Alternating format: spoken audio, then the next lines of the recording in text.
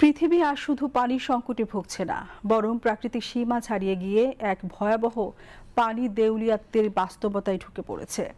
হ্রদ শুকিয়ে যাওয়া, জলাভূমি ধ্বংস, ভূগর্ভস্থ পানির স্তর ক্রমেই নেমে যাওয়া এবং কোটি কোটি মানুষের নিরাপদ পানির অভাব সব মিলিয়ে বিশ্বজুড়ে পানি ব্যবস্থাপনার ব্যর্থতার কঠিন চিত্র তুলে ধরেছে জাতিসংঘের এক নতুন প্রতিবেদন।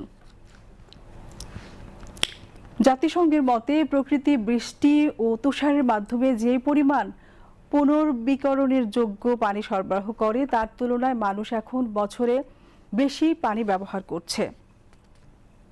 জাতিসংঘ জানায় 1990-এর দশক থেকে বিশ্বের অর্ধেক বড় হ্রদের পানি শুকিয়ে যাচ্ছে। এসব হ্রদের উপর সরাসরি নির্ভরশীল বিশ্বের প্রায় 1/4 মানুষ। গত 50 বছরে প্রায় 41 কোটি হেক্টর প্রাকৃতিক জলাভূমি হারিয়ে গেছে, যার আয়তন প্রায় ইউরোপীয় ইউনিয়নের সমান। মূলত বিশ্বজুড়ে গৃহস্থালী পানির প্রায় অর্ধেক আসে ভূগর্ভস্থ উৎস থেকে। আবার সেচের কাজে ব্যবহৃত পানির 40% বেশি নেওয়া হচ্ছে এমন ভূগর্ভস্থ জলাধার থেকে, যেগুলো ক্রমেই নিঃশেষ হয়ে যাচ্ছে।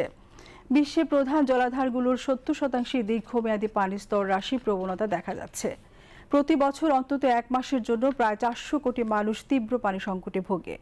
একই সঙ্গে বিশ্বের প্রায় 75% মানুষ এমন দেশে বাস করে যেগুলো পানি অনিরাপদ বা চরম পানি অনিরাপদ পরিস্থিতির মধ্যে রয়েছে।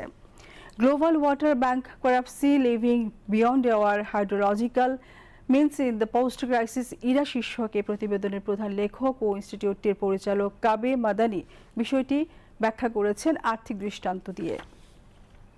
তিনি বলেন, ইউরোপ ও উত্তর আমেরিকার মতো ধনী দেশগুলোর অনেকগুলো পানি দেউলিয়াত্ব বা এর পরিণতির মুখে পড়ছে। মাদানি সতর্ক করে বলেন, পানি এমন একটি প্রাকৃতিক সম্পদ যা আমরা আমাদের পূর্বপুরুষদের কাছ থেকে পেয়েছি এবং ভবিষ্যৎ প্রজন্মের জন্য রেখে যাওয়ার দায়িত্ব আমাদেরই। তার কথা, এই মূল্যবান ও অপরিহার্য সম্পদ রক্ষার দায়িত্ব বিশ্বজুড়ে সরকার ও নাগরিকদের।